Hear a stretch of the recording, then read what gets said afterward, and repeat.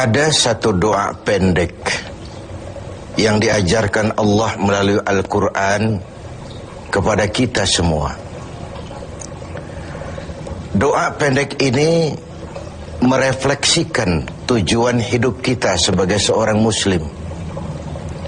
Sehingga seringkali orang menyebut doa ini sebagai doa sapu jagat, yaitu Rabbana atina fid dunya hasanah wa fil akhirati hasanah wa qina adzabannar. Wahai Tuhan kami, berikan kami kebahagiaan di dunia ini, kebahagiaan di akhirat nanti, dan selamatkan kami dari azab neraka. Dunia dan seluruh isinya sesungguhnya merupakan tujuan hidup jangka pendek dari setiap pribadi muslim. Tujuan jangka pendek yang mengantarkan kita untuk meraih tujuan jangka panjang, yaitu akhirat dan ridho Allah Subhanahu wa ta'ala. Untuk kedua tujuan ini, Islam mengajarkan nilai keseimbangan. Bekerjalah buat duniamu seolah kau akan hidup selamanya, tetapi bekerjalah buat akhiratmu seolah kau akan mati besok. Nilai keseimbangan ini kemudian diterjemahkan dalam berbagai aspek kehidupannya. Dalam berbagai aspek kehidupan. Bagaimana si kaya harus membantu yang miskin. Bagaimana si miskin berusaha dan hidup tidak menjadi beban bagi yang lain. Kelihatan nilai keseimbangan itu. Bagaimana si tua menyayangi yang muda, bagaimana yang muda menghormati yang tua. Bagaimana tuan rumah menghormati tamu, bagaimana tamu menjadi orang yang tahu diri. Ini semua merefleksikan adanya nilai keseimbangan. Jadi seakan, Bung, ini dunia. Ambil apa yang perlu, nikmati apa yang boleh.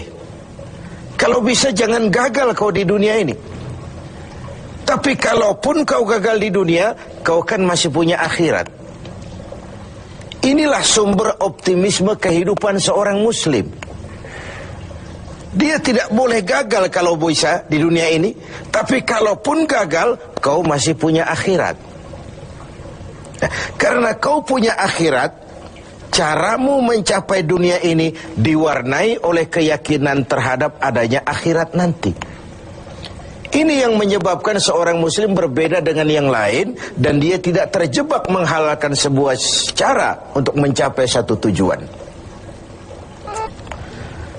Keyakinan adanya akhirat melahirkan etika dalam kehidupan seorang muslim pada cara bagaimana dia mencapai dunia ini. Dia tidak terjebak menghalalkan cara. Dunia ini tujuan jangka pendek. Ambil apa yang perlu, nikmati apa yang boleh, tapi jangan membuat cacat akhiratmu karenanya. Inilah yang membedakan kita dengan yang lain. Iya sih, saya kepengen kaya, tapi kalau korupsi, akhirat saya bagaimana nanti? Iyalah, saya kepengen naik pangkat, tinggi jabatan, tapi kalau fitnah orang, hantam kiri sikat kanan, teman jadi lawan, lawan pun jadi teman, akhirat saya bagaimana nanti? Ini melahirkan etika pada tata cara mencapai kehidupan dunia. Tidak terjebak menghalalkan segala cara untuk mencapai sebuah tujuan. Karena apa? Tidak satu perbuatan dunia yang bagaimanapun kecilnya yang tidak akan berakibat akhirat. Raih duniamu, ambil apa yang perlu, nikmati apa yang boleh, tapi pada sisi lain jaga jangan sampai dia membuat cacat di akhirat nanti. Nah, seorang muslim yang baik tentu yang pandai meraih dua tujuan ini, mencapai fid dunya hasanah wa fil akhirati hasanah.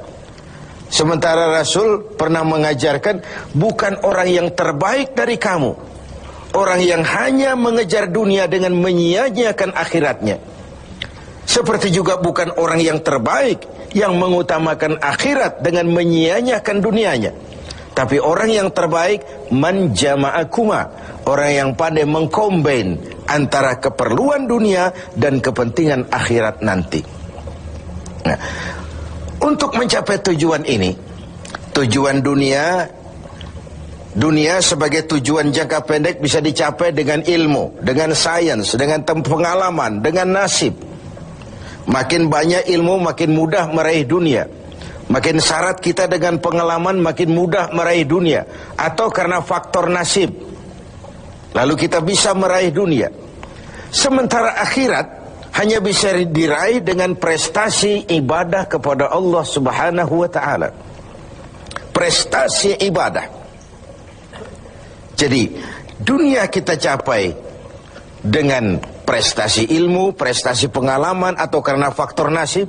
Akhirat kita capai hanya dengan prestasi ibadah kepada Allah Subhanahu wa ta'ala. Kalaupun ada efek dunianya dari solat kita, dari puasa kita, dari haji kita, dari zakat kita, itu sekedar side effect. Tapi sasaran utama adalah akhirat dan ridho Allah. Untuk mencapai dua tujuan ini, Allah memberikan alat untuk mencapai tujuan. Dan dalam kaidah usul fikih dijelaskan bahwa lil wasail hukmul maqasid, alat dan tujuan hukumnya sama. Jadi kalau tujuan ke situ, alatnya harus ada untuk membawa kita ke arah itu.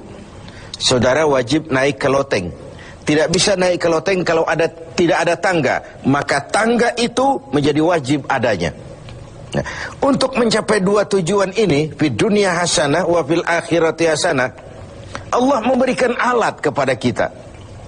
Apa alatnya? Dalam surah At-Taubah ayat 111 bisa kita lihat.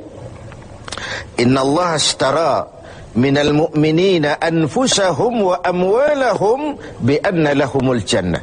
Allah telah membeli dari orang-orang beriman diri mereka, harta mereka, bagi mereka adalah surga. Ayat ini merupakan transaksi yang sangat transparan. Transaksi yang sangat transparan. Pembeli Allah, penjual kita orang-orang beriman.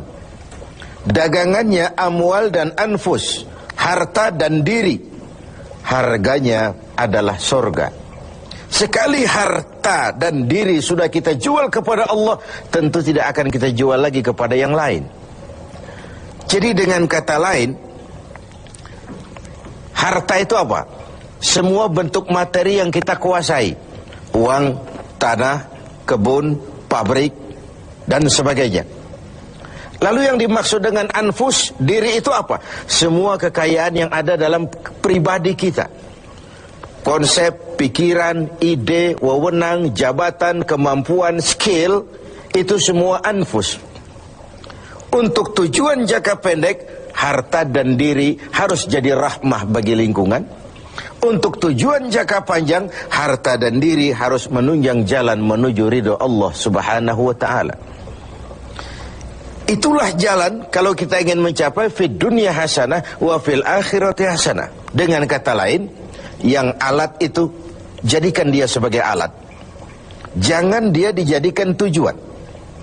Sekali alat kita jadikan tujuan, maka kita akan kehilangan tujuan yang sebenarnya. Begitulah sang waktu sering menggeser alat menjadi tujuan. Tujuan kita adalah kekuasaan. Tujuan kita adalah kekayaan. Tujuan kita adalah popularitas. Tujuan kita adalah menghimpun segala macam kekuatan. Padahal itu cuma sekadar alat untuk mencapai fid dunya hasanah wa fil akhirati hasanah. Kalau alat kita jadikan tujuan, kita akan kehilangan tujuan yang sebenarnya. Dan akhirnya kita akan terjerat kepada fata morgana. Kita sangka itulah tujuan itu. Kita sangka kita sudah sampai kepada titik yang kita tuju, padahal cuma pandangan yang menipu saja. Akhirnya kita terjerat dalam arus siklus yang berkali-kali diperingatkan oleh Al-Quran. Alhaakumut takatsur. Kamu telah celaka lantaran berlomba-lomba menjadikan alat sebagai tujuan. Berlomba-lomba menjadikan alat sebagai tujuan.